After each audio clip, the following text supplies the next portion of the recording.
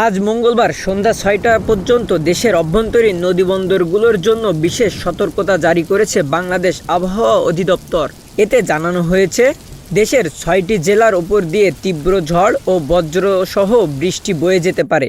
বিজ্ঞপ্তি অনুযায়ী রাজশাহী, পাবনা, বগুড়া, টাঙ্গাইল, ময়মনসিংহ এবং চট্টগ্রাম জেলার পশ্চিম বা উত্তর পশ্চিম দিক থেকে ঘন্টায় ৬০ থেকে ৮০ কিলোমিটার বেগে অস্থায়ী ঝোড়ো হাওয়া বয়ে যেতে পারে। এ সময় এসব এলাকায় বৃষ্টি বা বজ্রবৃষ্টির সম্ভাবনাও রয়েছে। তাই সংশ্লিষ্ট নদীবন্দরগুলোকে ২ নম্বর নৌ হুঁশিয়ারি সংকেত দেখাতে বলা হয়েছে। এছাড়া দেশের অন্যান্য জেলায় একই দিক থেকে ঘন্টায় ৪৫ থেকে ৬০ কিলোমিটার বেগে দমকা বা ঝোড়ো হাওয়া বয়ে যেতে পারে বলে সতর্ক করা হয়েছে।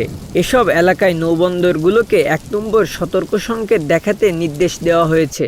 আবহাওয়া অধিদপ্তর আরও জানিয়েছে, চলতি সপ্তাহ জুড়েই দেশের সব বিভাগে ঝড় বৃষ্টির প্রবণতা অব্যাহত থাকতে পারে। কোথাও কোথাও মাঝারি থেকে ভারী বর্ষণেরও সম্ভাবনা রয়েছে।